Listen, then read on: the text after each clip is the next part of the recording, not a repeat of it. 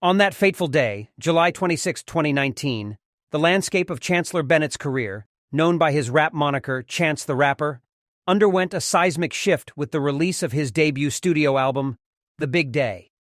In the aftermath of this album's arrival, the trajectory of Chance's career would veer off course, leaving fans and critics alike grappling with the sudden downfall of an artist who once seemed invincible. The question that lingers is, how did an artist who ascended to such heights ultimately dismantle his own success? This is a journey that delves into the tumultuous events and decisions that led to Chance's undoing.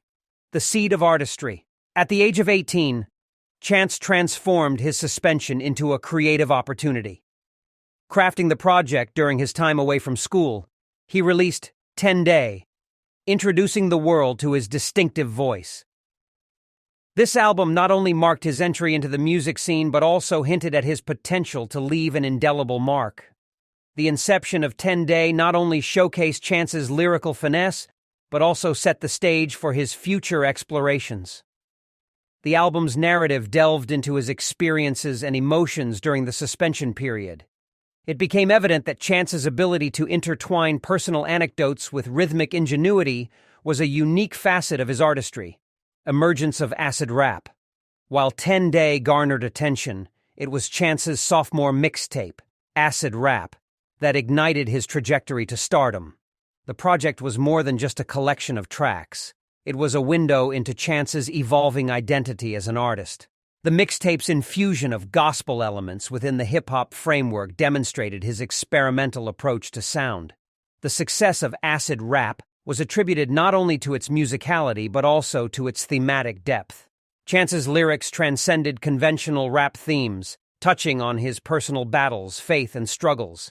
The interplay between introspective tracks and high-energy anthems showcased his multifaceted nature, captivating audiences and solidifying his place in the hip-hop pantheon. The dark side of success. The trajectory of Chance's rise to fame wasn't devoid of shadows. Despite the acclaim surrounding Acid Rap, his personal battles with substance abuse cast a veil over his accomplishments. The album's title itself carried a dual connotation, referring both to the psychedelic undertones of the music and to Chance's struggle with substances during its creation. As his fame soared, Chance's struggles came to the forefront. The toll of substance abuse not only impacted his creative output but also strained his relationships and well-being. This period of turmoil provided insight into the duality of celebrity, the glamour juxtaposed with the personal battles that often remain hidden. Disillusioned by the glitz of Hollywood, Chance returned to his hometown of Chicago, seeking refuge from the trappings of fame. His reconnection with childhood sweetheart Kirsten Corley and a renewed acceptance of his faith paved the path to recovery. Through this journey, he not only found sobriety, but also rediscovered his artistic purpose. This chapter marked a period of transformation and redemption. Chance's music became a medium to convey his journey from the brink of self-destruction to a place of renewal. His lyrics echoed themes of resilience, faith, and growth, resonating with listeners who found solace and inspiration in his narrative of triumph over adversity. Coloring Book. A celebration of triumph and transformation. With newfound clarity, Chance released Coloring Book in 2016. This project marked a profound celebration of his triumph over adversity. The album's lyrics, resonating with themes of faith and growth, garnered widespread acclaim. Winning the Grammy Award for Best Rap Album further solidified his place in the industry, propelling him to the forefront of hip-hop. Coloring Book captured the essence of Chance's journey, intertwining his personal growth with his artistic evolution. The album's tracks radiated positivity, reflecting his renewed outlook on life and music. By blending his signature gospel-infused sound with messages of hope and redemption, Chance struck a chord with a diverse audience, further cementing his position as a genre-defying artist. Transition and experimentation. The Big Day. Yet the evolution of an artist is rarely linear. Chance's debut studio album, The Big Day, showcased his willingness to explore new sounds and themes. While the album peaked at number 2 on the Billboard 200 chart, it received mixed reviews from fans and critics alike. The expansive 77-minute project experimented with improvisational elements, challenging the expectations set by his previous work. The Big Day marked a departure from Chance's previous projects, reflecting his evolving artistic tastes and life experiences.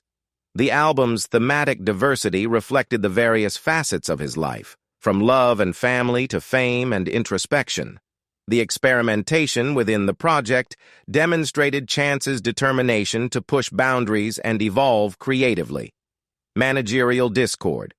One of the most significant twists in Chance's career came with the abrupt dismissal of his longtime manager, Pat Corcoran. Corcoran had been the driving force behind Chance's rise, guiding his organic growth and strategic collaborations. The decision to sever ties with Corcoran raised eyebrows and set off a series of events that would contribute to Chance's downfall. Corcoran's subsequent lawsuit against Chance shed light on the creative discord that plagued the release of The Big Day. The lawsuit revealed that Corcoran had expressed concern about the rushed album release date, sensing that it left little room for the meticulous craftsmanship that a successful album demands. The lawsuit also contended that Chance's lack of dedication and artistic compromises resulted in lackluster album sales and a dwindling fan base, the fallout and fan backlash. Despite receiving a moderately positive Metacritic score of 71/100, The Big Day was met with widespread disappointment among fans and critics alike. The album's lack of cohesion and emotional resonance led to scathing criticism on social media platforms. Chance's handling of the backlash further exacerbated the situation as he responded to fan criticism in a defensive and often immature manner. The repercussions extended beyond online discourse. The album's poor reception translated into underwhelming ticket sales for Chance's tour, forcing its cancellation. The juxtaposition between his earlier successes and the reception of The Big Day magnified the album's shortcomings, tarnishing Chance's reputation as an artist. The lingering aftermath. In retrospect, Chance's ascent to superstardom seemed unstoppable. #1 hits, Grammy wins for an unreleased album. He was poised to dominate the music industry. However, the fallout from The Big Day exposed a cascade of missteps that threatened to overshadow his achievements. The unraveling of Chance's career serves as a cautionary tale about the perils of rushing artistic endeavors and dismissing the counsel of those who had contributed to his rise.